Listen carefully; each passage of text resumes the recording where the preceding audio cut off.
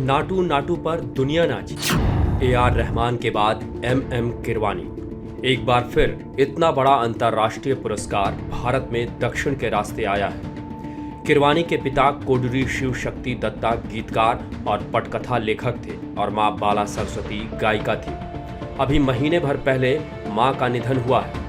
California के Beverly Hilton में हुए गोल्डन ग्लोब पुरस्कार समारोह में नाटू नाटू के जीतने की घोषणा पर जब किरवानी मंच पर पहुंचे तो समय कम होने और खुशी के शोर के कारण वे यह पुरस्कार अपनी मां को समर्पित भी नहीं कर सके। निर्माता निर्देशक एस राजामौली और फिल्म RRR के दोनों मुख्य अभिनेता रामचरण तेजा और जूनियर NTR उस समय तालियां पीट रहे थे। उस हॉल में हालांकि कई लोग हक्के बक्के भी दिखे। शायद उन्हें लिफ्ट मी अप के लिए रिहाना के जीतने की उम्मीद थी, मगर हो कुछ और गया था। किरवानी ने तमिल, तेलुगु और कन्नड़ के अलावा अलग नाम से कई हिंदी फिल्मों में भी संगीत दिया है।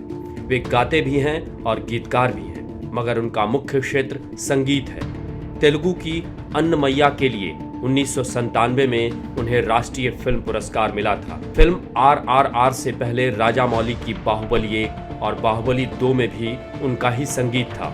दिलचस्प बात यह है कि राजामौली और किरवानी आपस में रिश्तेदार हैं। किरवानी की पत्नी श्रीवल्ली असल में राजामौली की पत्नी रमा की बहन है। रमा अभिनेत्री रह चुकी हैं और अब कॉस्ट्यूम डिजाइनर का काम करती हैं। फिल्म RRR में भी उन्होंने यह जिम्मेदारी निभाई है। पुरस्कृत गीत को तेलुगु में चंद्रबोस ने लिखा है और इसे गाया है राहुल सिपलीगंज और काल भैरव ने। इनमें से काल भैरव पुरस्कार जीतने वाले किरवानी साहब के बेटे हैं। देखिए कैसा पारिवारिक मामला है। राजामौली की बाहुबली सीरीज की तरह RRR की कहानी भी उनके पिता वी विजेंद्र प्रसाद ने लिखी है। ये वही विजेंद्र प्रसाद हैं जो राष्ट्रीय स्वयंसेवक संघ पर फिल्म बनाने वाले थे।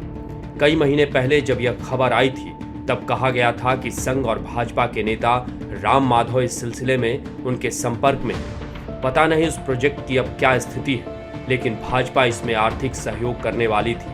वैसे इस मामले से राजामौली का कोई संबंध नहीं था।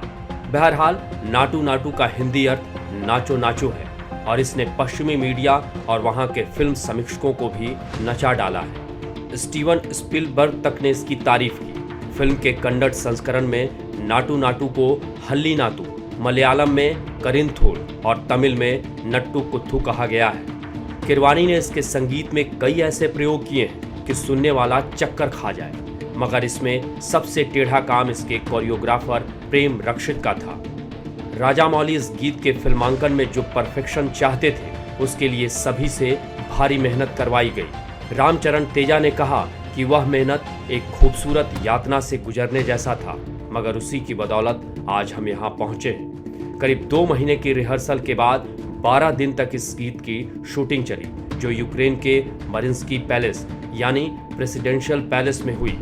यह अगस्त 2021 की बात है, मतलब यूक्रेन और रूस के बीच अभी जो युद्ध चल रहा है उसके छिड़ने से 6 महीने पहले। गोल्डन ग्लोब जीतने से ऑस्कर के लिए भी इस गीत के चांस बढ़ गए माने जा रहे हैं। वहां भी film RRR best original song श्रेणी में शॉर्टलिस्ट हुई है। एक बात और, जब से नाटू नाटू ने गोल्डन ग्लोब जीता है तभी से सिंक्रोनाइज डांसिंग की काफी चर्चा हो रही है।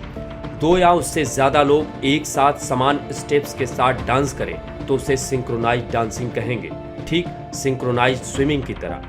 नाटू नाटू में जूनियर NTR और रामचरण तेजा का तेज रफ्तार सिंक्रोनाइज डांस दर्शकों को ऐसा चमत्कृत करता है कि उससे किरवानी की मेहनत का फल दोगुना हो गया है। क्या किरवानी की जीत में इस गीत के फिल्मांकन का भी हाथ है? और क्या केवल सुनने पर भी इस गीत का वैसा ही प्रभाव पड़ेगा जैसा फिल्म में देखने पर पड़ता है? याद कीजिए, पाकीज़ा में मीना कुमारी पर फिल्माया गया चलते चलते यूं ही कोई मिल गया था वाला गीत। मीना की तबीयत उन दिनों ठीक नहीं थी और उनकी स्थूलता भी बढ़ गई थी, मगर पर्दे पर गति पैदा करने के लिए डांस जरूरी था। सो कमाल अमरोही ने मीना की बजाय 2 अन्य लड़कियों से डांस करवाया। गीत मीना कुमारी पर फिल्माया गया, लेकिन पूरे गीत में वे 2 लड़कियां लगातार डांस करती रहती हैं। मीना के आगे पीछे या अगल बगल वे कभी दिखती हैं, कभी नहीं दिखती, लेकिन उनका डांस चलता रहता है, बिल्कुल एक साथ, यानी सिंक्रोनाइज्ड डांस। खास बात यह भी है कि लता मंगेशकर के गाए और गुलाम मोहम्मद के संगीत वाले उस गीत को आप फिल्म के अलावा भी सुने, तब भी वह उतना ही मधुर और उतना ही दिलकश है। नाटू नाटू फिल्म के बाहर कैसा लगेगा, इसे भी आप जब चाहें परख सकते हैं, लेकिन फिलहाल यह एस राजामौली और MM किरवानी के जीवन का सबसे खुशनुमा और यादगार गीत है।